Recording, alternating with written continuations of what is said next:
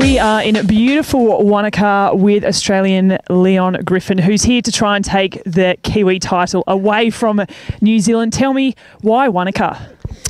Look, it's one of those, like they say, bucket list races, and it's actually not that far from where we live, just near Melbourne. It's a 3-hour trip, and I just can't believe I've never been here. You know, this is third time lucky. I did sign up twice previously, and just the timing, I guess, of the race just makes it a little bit tricky to organise. If you've been overseas, you usually do having a bit of a break at the end of the year. So, look, I felt like I got some good runs on the board with some fitness throughout last year, and took a quick break and then back into training, and I feel like I got enough fitness to get through the race. Not sure if I'll be breaking records or pushing for the win, but pushing for the podium is definitely a goal. So we'll see how we go, and obviously the challenge guys are running this one, and these guys just seem to get what it means to have pros on board, and they really celebrate having the pros on board. So I'm just glad I could finally get to I did the Challenge Cairns race, but that was only the half, so it's nice to get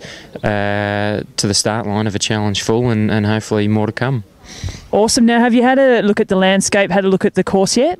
It looks lumpy, so it looks cold swim, lumpy ride, and normally, you know, they would be conditions that I'd be licking my lips about. But like I said, it's been a bit of a short prep, so yeah, I mean, I'll get through the distance, but just not sure how fast. So, I mean, and it's spectacular scenery as well. So, if anything, that'll certainly take the mind off the pain. Yeah.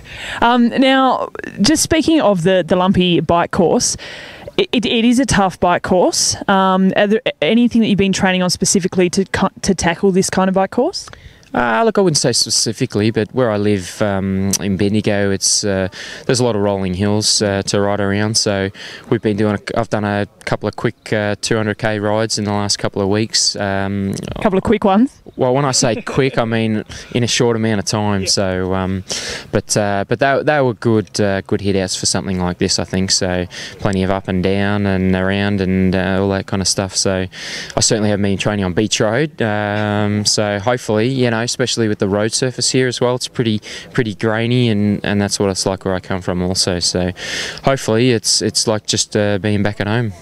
Awesome. Now, this start of the year, is this a race that's going to set you up for the rest of the year, or is it get through this race and then sort of decide where you're going to go from there on in? A bit of both, I think. I think, you know, it's going to offer a good platform, I suppose. So, but I mean, that's obviously if you come out of it uninjured. So, you know, it'll boost the fitness. That's what I'm really looking at doing, racing this weekend, boosting the fitness, and I am looking at a couple of other challenge races down the track later in the year, so hopefully this is a good springboard into some good preparations for those ones. I just talked a bit before about in the past, you know, I've been prevalent to have pretty short preparations and expect good results off that. So, you know, this has been a short prep, and I'm not expecting miracles at this one, but I really am looking forward to using it as a springboard for maybe a Roth or a Penticton or another challenge race later in the year when, you know, when I can get to the start line